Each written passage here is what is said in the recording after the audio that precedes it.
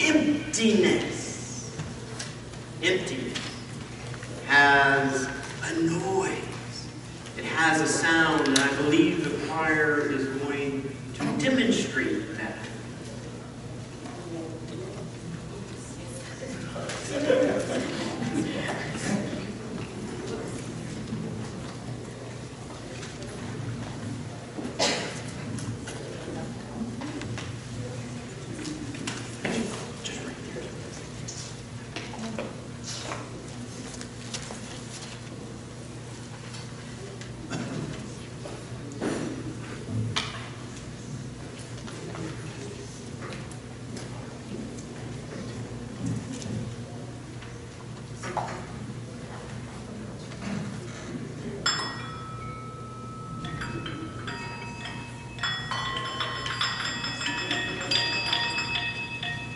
There you go.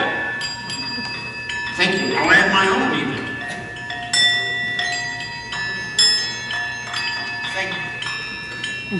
You may be seated. These are singing bowls.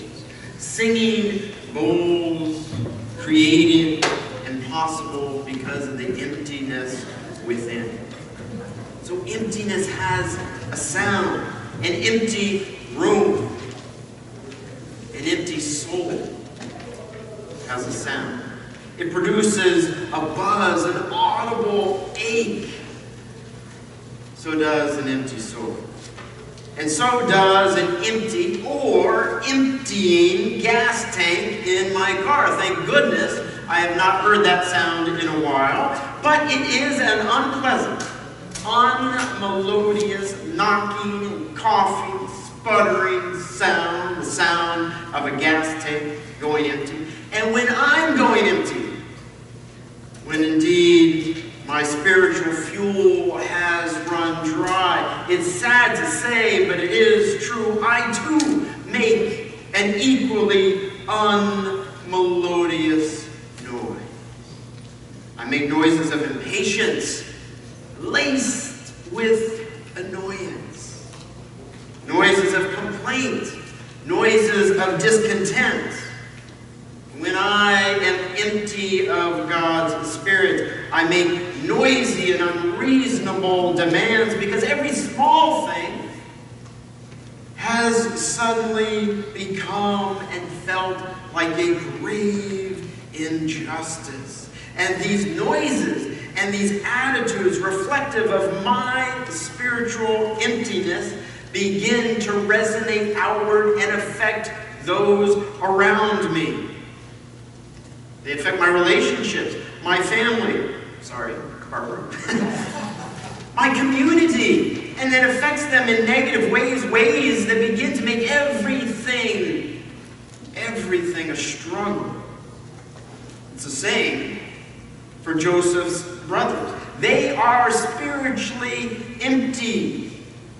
They make sounds reflective of that emptiness, sounds of complaint and jealousy towards Joseph. You see, Joseph was a dreamer. And as we heard in Scripture, one night he dreamed that he would be an important and powerful person. One so powerful and important that his own brothers would come before him and bow down on bended knees. And as you might suspect, his brothers, they didn't like that dream. In fact, the more they heard about Joseph and his dream, the emptier in spirit they felt, the more destructive the noise their emptiness made, until they had become so empty, so void of God's Spirit within, that they decided to kill Joseph just to stop having to hear about this dream. Closed the door on his dream. But as we heard in Scripture this morning, Joseph does not die.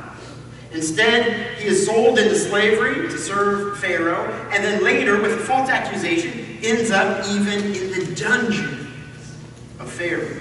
Now you might think, in your own life, in my life, that that would destroy Joseph's dream. His ability to dream, to have hope, for the future, but it does not.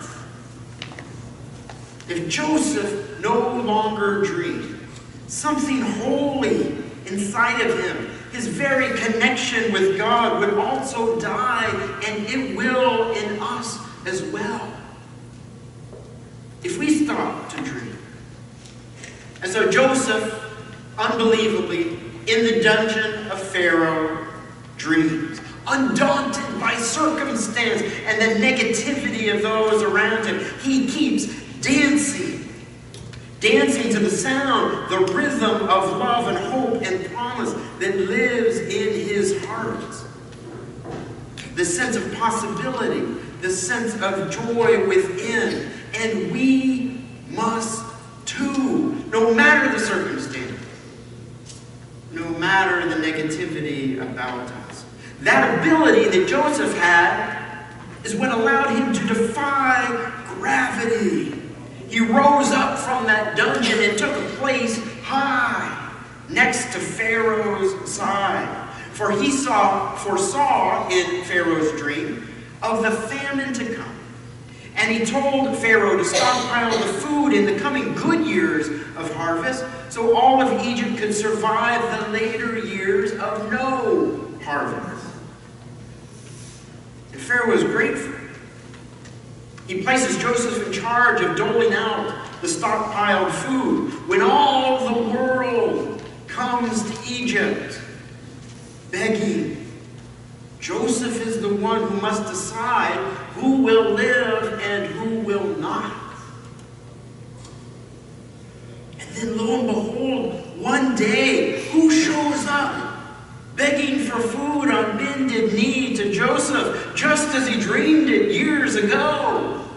His brothers, his murderous-minded brothers. And what does Joseph do? What would we do? My guess it all depends on whether or not we happen in that moment to be filled with God's Spirit, or we are spiritually empty. Joseph meets his brothers with a Spirit-filled heart.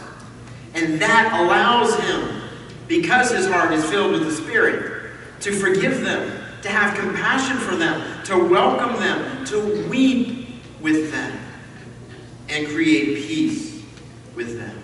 Being Spirit-filled, you see, changes us. It creates possibilities almost inhuman that otherwise are unattainable.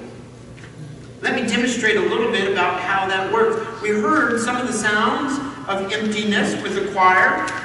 This is a refresher course. So this is the sound, it's empty, of an empty bowl.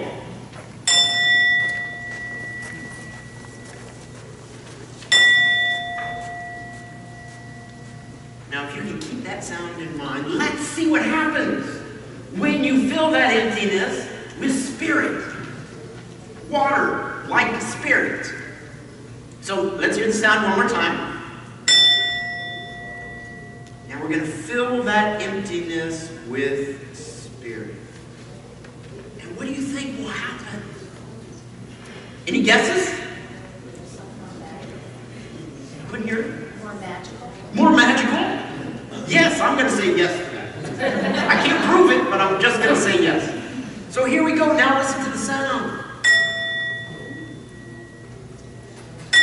Does anybody notice what's happened? It's become richer. It's become deeper, more resonant. I'll add even more. Now there's a little vibrato to it. Sometimes the sound of emptiness can sound great, but the sound emanating from an empty soul, an empty life, is never pleasant. But when we fill our emptiness with God's Spirit, a spirit of grace, a spirit of joy, of peace, it changes us. It changes the way we act. It changes the sounds we make, the tune we sing, the attitudes we project. Our task in life, our purpose, is to make these sounds, to resonate these sounds, to project these sounds of grace and peace out into the world. With everything that we do, all of our acts inspired by, reflective of a holy, Spirit-filled soul, just as Joseph did, no matter the circumstance or the negativity about us, or what others have done to us previously. We are still, despite all of that, called to echo healing sounds of forgiveness and compassion. For that is the only thing that has the power to lift us and others from whatever pit we may find ourselves in. What if Joseph had not shared the sound of forgiveness? It would have changed and altered the future. And then, once we are filled with God's Spirit, we must fill the hearts and the souls and the lives of others until they are so full too that they resonate that graceful sound to others in their lives. But how do we do that? How do we become full of God's Spirit? How do we share God's Spirit? Where do we go to fill our souls when they are dangerously empty? Well, I happen to have an app for that. Surprisingly enough. Well, okay, maybe that's not exactly true. But I have an app very similar to that. I have Gas Buddy. Do any of you guys have Gas Buddy on your phone? I had never heard of Gas Buddy until Hurricane Irma came along.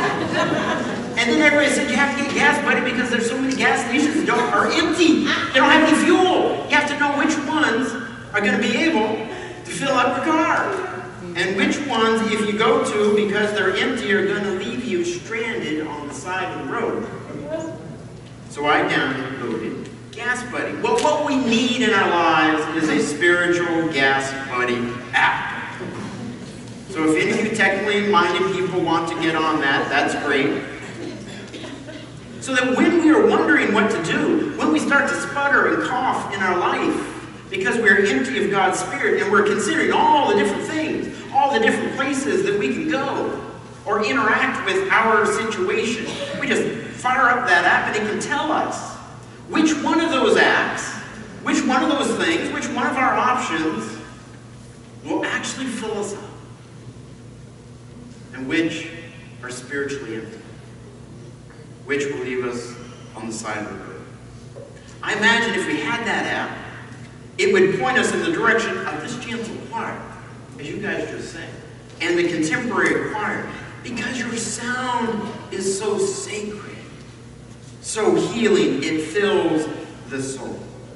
I believe if we had that app, it would point to the people around you in your chairs, those who are ready to whisper words of welcome and encouragement that can fill a weary or a troubled soul. It would point to those tables in the back of the sanctuary, for on those tables are a listing of programs, of classes, of worship opportunities, of ways to serve. Those opportunities are like deep pools of grace. If you feel empty, step into them. They are full of opportunities to learn about, to grow into, to feel God's presence at work in us and through us. Take advantage of them this fall to fill up, to fuel up with God's Spirit.